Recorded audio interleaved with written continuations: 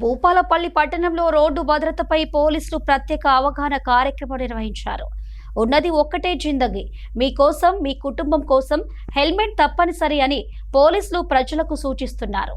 Road భద్రతపై helmet ధరించడం గురించి అనేకసార్లు పోలీసులు చెప్తున్నప్పటికీ కొంతమంది వాహనదారులు హెల్మెట్ వినియోగాన్ని నిర్లక్ష్యం చేస్తున్నట్లు గుర్తించారు. ఈ నేపథ్యంలో భూపాలపల్లి సిఐ నరేష్ పట్టణంలోని అంబేద్కర్ సెంటర్లో వాహనదారులకు ప్రేమతో, సహనంతో హెల్మెట్ ప్రాముఖ్యతను వివరించారు. హెల్మెట్ లేకుండా వాహనం నడిపితే ఫైన్ వేసేది తమ కోసం కాదని, అది వాహనదారుల ప్రాణ భద్రత కోసం అనే విషయాన్ని స్పష్టం చేశారు. దండం పెట్టి హెల్మెట్ ధరించాలని చెప్పడమే కాకుండా పువ్వులు ఇచ్చి మరీ హెల్మెట్ ధరించాలని కోరారు. కొంతమంది హెల్మెట్లు డిక్కీలో పెట్టుకోవడాన్ని గమనించిన ఎస్ఐ గీత, హెల్మెట్ ఉండవలసింది తలపై అన్నట్టుగా స్వయంగా వాహనదారునికి హెల్మెట్ పెట్టారు.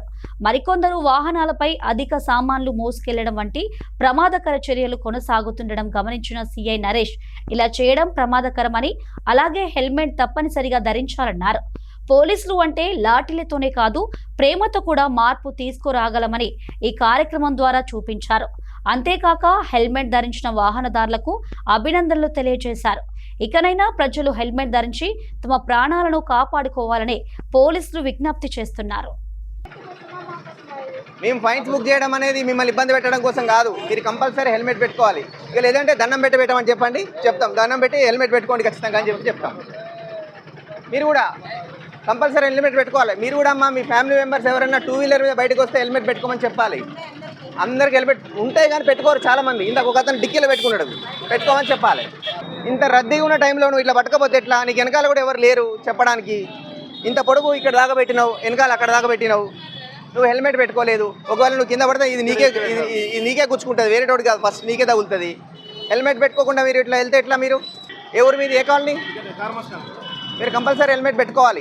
ఇట్లాంటివి ఉన్నప్పుడు ఎవరైనా వేరే పర్సన్ని హెల్ప్ తీసుకోవాలి. ఇట్లాంటి రద్దీగా ఉన్నటువంటి రూట్లలో వెళ్ళొద్దు. మీరు వీళ్ళు హెల్మెట్ తీసుకున్నారు కాబట్టి వీళ్ళకి మీ విషయం చెప్తున్నాం. వీళ్ళకి అవసరం లేదు. ఇక థ్యాంక్ యూ. మీ నాన్నకి చెప్తావా చెప్పావు హెల్మెట్ పెట్టుకోమని? చెప్పు, మీ నాన్నకి హెల్మెట్ పెట్టుకోమని చెప్పు. చెప్పు, డాడీ హెల్మెట్ పెట్టుకోమని చెప్పు. ఎందుకు పెట్టుకోవట్లేదు? లేదా హెల్మెట్ లేదా? మరి హెల్మెట్ పెట్టుకోవాలి కదా, ఇంట్లో పెట్టడానికి హెల్మెట్ తీసుకుంది. కంపల్సరీ హెల్మెట్ పెట్టుకోవాలి. మీరు నెక్స్ట్ ఏం చేస్తామంటే బండ్లన్నీ కీస్ తీసుకొని ఇక్కడ ఆపేసి మీరు వెళ్ళి హెల్మెట్ కొనుక్కొచ్చుకునేంత వరకు ఆపేస్తాం. ఇక నెక్స్ట్ ఆ స్టేజ్కి వెళ్తాం. మేము హెల్మెట్ కంపల్సరీ పెట్టుకోవాలి. అది మీ సేఫ్టీ కోసమే, మీ ఫ్యామిలీస్ సేఫ్గా ఉండడం కోసం.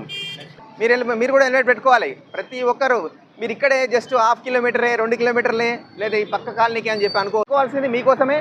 హెల్మెట్ పెట్టుకోవాలి. మీ ఫ్యామిలీస్ సేఫ్గా ఉంటారు, మీరు సేఫ్గా ఉంటారు. ఏదైనా యాక్సిడెంట్ అయినా కూడా చిన్న చిన్న ఇంజురీస్తో బయటపడవచ్చు, కానీ హెడ్ ఇంజూరీ అయితే ఎవరేం చేయలేరు. ఈ ఇయర్లో ఇప్పటి వరకు 7 మెంబర్స్ చనిపోయారు. ఓన్లీ భూపాలపల్లి మండలంలోనే 7 పర్సన్స్ డైడ్ రోడ్ యాక్సిడెంట్లో హెల్మెట్ పెట్టుకోవడం వల్ల. కాబట్టి అందరూ కూడా హెల్మెట్ పెట్టుకోండి. మిమ్మల్ని ఇబ్బంది పెట్టాలనేది మా ఇంటెన్షన్ కాదు. మీరు కూడా మరి హెల్మెట్ పెట్టుకోవాలి కదా. హెల్మెట్ ఏమైనా బాగా ఖర్చు అవుతుందా? కాదు కదా. నువ్వు 1 లక్ష రూపాయలు పెట్టుకున్నప్పుడు ఒక 1000 రూపాయలు పెట్టి హెల్మెట్ కొనలేవా? మీరు ఎందుకు పెట్టుకోలేదు హెల్మెట్? ఎక్కడ ఉంది? ఇంట్లో ఉందా హెల్మెట్? ఇంట్లో ఉంటే ఏం లాభం? నీ పేరు, నెంబర్ ప్లేట్ ఏది నీకు? ఏమైంది? నెంబర్ ఉండదా?